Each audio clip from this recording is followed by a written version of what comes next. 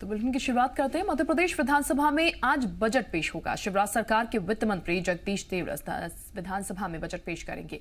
लोकसभा में पेश किए गए केंद्रीय बजट की तरह इस बार एमपी का बजट भी पेपरलेस होगा। वित्त मंत्री जगदीश देवड़ा टैबलेट पर प्रदेश का बजट पेश करेंगे। कोरोना महामारी के बाद शिवराज सरकार का यह पहला बजट होगा। ऐसे में बजट को लेकर लोगों में काफी उम्मीदें हैं कि सरकार इस बजट में आम लोगों को कुछ ना कुछ राहत देगी।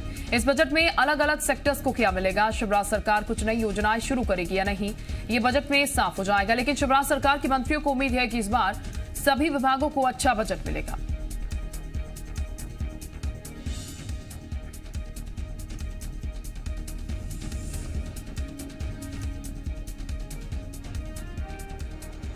सरकार से कोरोना के काल के बावजूद भी सरकार ने सब क्षेत्रों पर ध्यान दिया है और जो हमने देखा कि 15 महीने की सरकार पैसे के लिए मोहताज थी, लेकिन माननीय यशस्वी मुख्यमंत्री शिवराज सिंह जी चौहान की सरकार ने सब क्षेत्रों में पैसा दिया, सब क्षेत्रों में ध्यान दिया और मुझे पूरा भरोसा है कि वो उच्च शिक्षा पे उसी प्रकार से ध्यान देंगे। इससे ज़्यादा बोलना अभी थोड़ा जल्दबाजी हो जाएगी कि वित्त मंत्री ही इस बात के लिए जवाबदार है, लेकिन हमारे सभी विभागों पर समान रूप से और पहले की तुलना में और ज़्यादा धनराशि मिलेगी, ये उम्मीद के साथ हमें।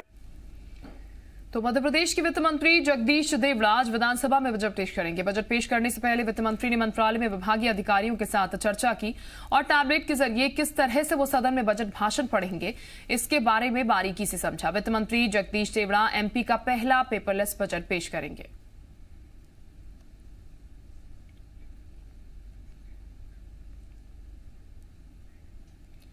एमपी के बजट को लेकर क्या खास बात है और बजट में क्या खास हो सकता है, आइए एक नजर डालते हैं। सीएम शिवराज के चौथे कार्यकाल का पहला बजट पेश होगा। वित्त मंत्री जगदीश देवड़ा इस बजट को पेश करने वाले हैं। तो इस बजट से काफी कुछ उम्मीदें हैं आम जनता को कि कुछ राहत भरी योजनाएं जो हैं इस बजट के जरिए आम जनता के लिए लाई जाएंगी।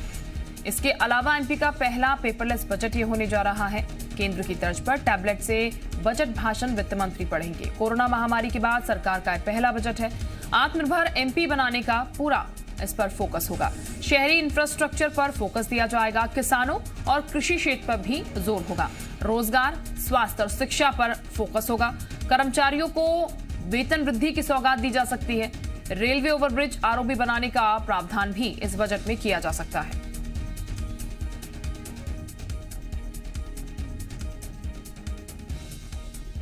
तो ये आपको बता दें तो बजट में किसे क्या मिलेगा। आत्मनिर्भर एमपी बनाने पर पूरा फोकस होगा, ये उम्मीदें हैं। इसके अलावा शहरी इंफ्रास्ट्रक्चर पर भी फोकस होगा। इसके साथ किसानों और कृषि क्षेत्र पर जोर रह सकता है। इस बजट में एक अच्छा मद इस क्षेत्र को मिल सकता है। रोजगार, स्वास्थ्य और शिक्षा पर फोकस जो है वो भी इस बजट में देखने को मिल सकता है। इसके अलावा कर्मचारियों को वेतन वृद्धि की सौगात जो है वो दी जा सकती है, ऐसी उम्मीद भी है। रेलवे ओवरब्रिज यानी कि आरओबी बनाने का प्रावधान भी रखा गया है।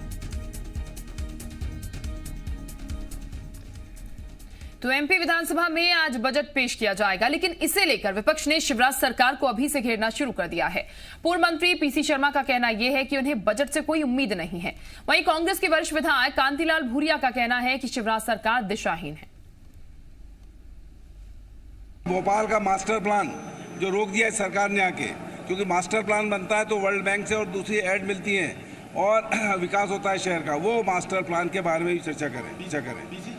उम्मीदें हैं क्या आप लोगों को बजट से? कोई उम्मीद नहीं है, कुछ नहीं होगा। ये कहीं ये टैक्स कहेंगे कि नहीं लगाएंगे, लेकिन इनका वैसा ही है कि 2% का टैक्स जो सेंट्रल गवर्नमेंट ने लगाया था, ये बताया था कि डीजल पेट्रोल पर नहीं बढ़ेगा, वो बढ़ा, वो लगातार बढ़ रहा है। करीब 1.25 करोड़ आदिवासी हैं और आदिवासियों की हमारी पहचान अलग ही है।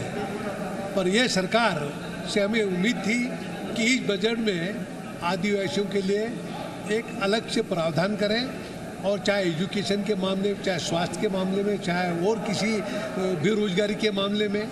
पर ये सरकार ने बिल्कुल दिशाहीन बातें की जा रही है। तो मध्य प्रदेश सरकार का बजट आज पेश होना है, जिसे लेकर समाज का हर वर्ग उत्सुक भी है और उन्हें बजट से काफी उम्मीदें भी हैं। इस बजट से प्रदेश के व्यापारी को खासी उम्मीद है।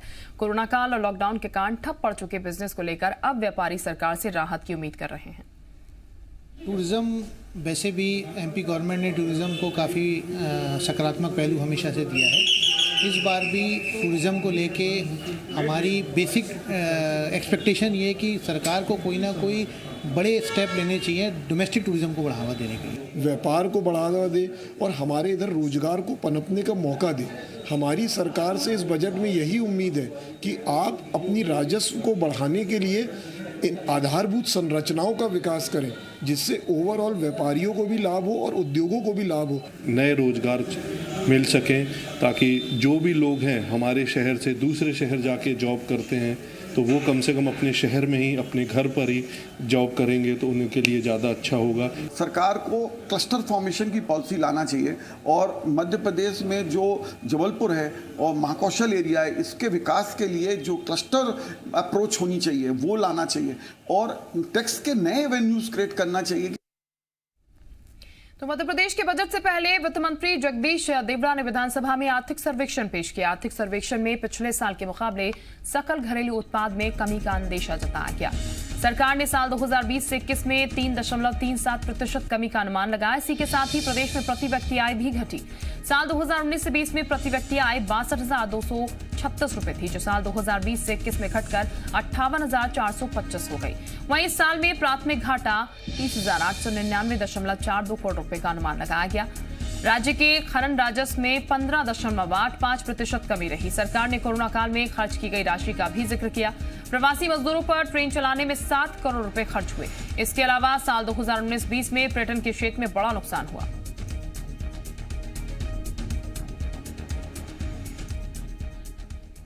तो मध्य प्रदेश की आर्थिक सर्वेक्षण रिपोर्ट में जीडीपी और प्रति व्यक्ति आय में गिरावट की आशंका के बाद से प्रदेश में सियासत तेज हो गई है।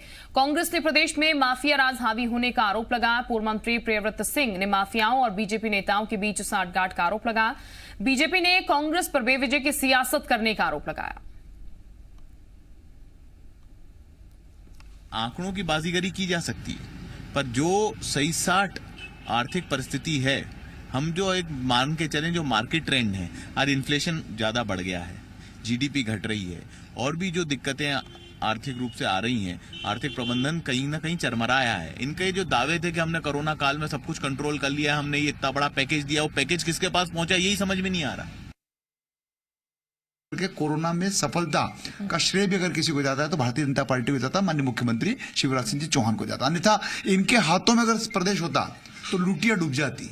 जो हाल अन्य प्रदेशों के हुए, लाशों की गिनती नहीं कर पाते, इतने लोग काल कल्पित हो जाते।